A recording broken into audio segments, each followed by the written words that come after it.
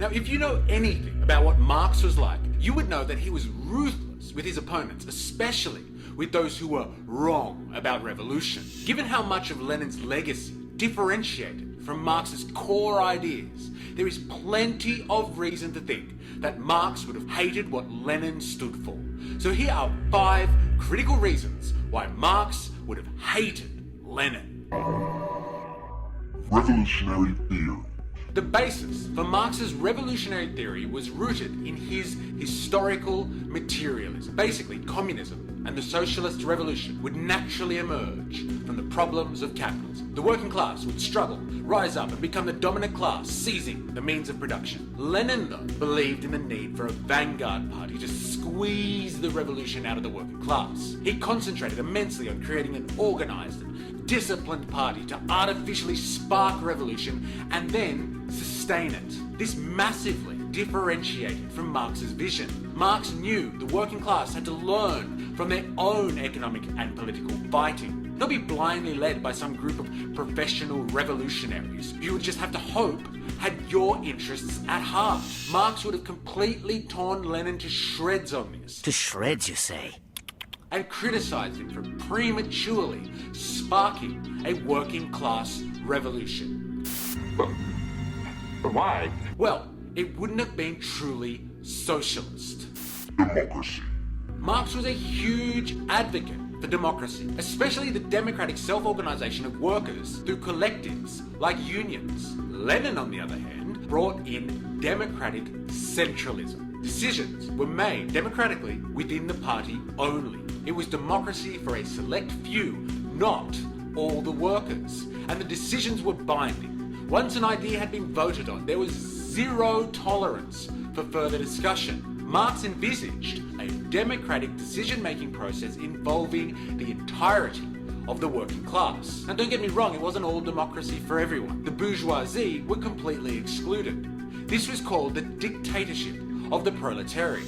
For Lenin, the Bolshevik Party was the dictatorship, and it literally sidelined involvement from the broader working class. Marx would have hated Lenin for taking democratic power away from working people's organizations. No question. Nationalism. Marx was greatly concerned that nationalist feelings would divert attention away from workers uniting around their common interests. They would be distracted by hatred fueled by people's national identity instead of focusing on the right hatred for the capitalist class. He studied how capitalist societies weaponize nationalism to mobilize support for the establishment and help maintain social order, i.e. keeping citizens in check. Marx was therefore an internationalist, but Lenin introduced the concept of socialism in one country, focusing on building socialism in the Soviet Union first, taking all interest away from establishing a true international workers' movement. The state.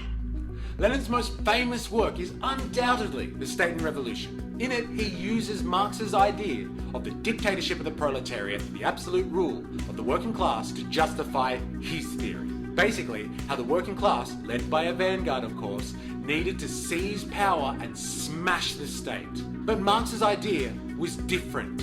Marx literally revised the Communist Manifesto to highlight the importance of taking over the state apparatus to transform it to suit the needs of the working class, focusing on the need to replace all the key positions with workers' representatives and progress from there. Now, Lenin believed that the existing state was way too tangled with the bourgeoisie and needed a more extreme breakaway. For him, the Bolsheviks couldn't afford to take over a system that would continue bourgeois oppression. So he completely remade the state in the image of the Soviet Union, with a centralized and increasingly powerful inner party. Marx would never have supported replacing bourgeois rule for one-party rule.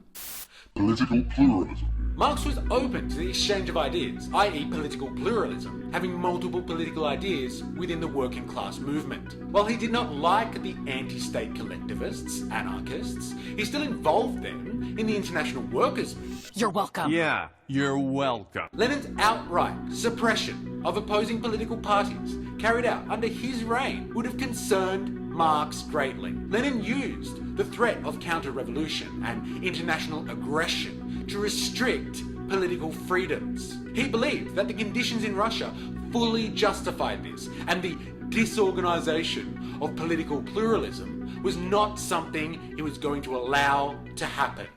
Reality check. Now, many people are sitting there thinking, well, Lenin had to do all those things because of the issues facing Russia following the revolution. Ready? Wait for it! That's what happens when you start a revolution. It's not smooth sailing. And prematurely starting a socialist revolution in a country not ready for it was going to produce reactionary measures. Measures that were literally the opposite to what Marx saw as core socialist ideals. I don't think Marx would have blamed Lenin for what he did, but he would have wiped the floor with him for calling it a socialist revolution and absolutely hated him for that. For Marx, the end goal is a society where the state withers away. Lenin's legacy was a society completely built around the state with no way out. Remember, I am, you are, we are a MysterE.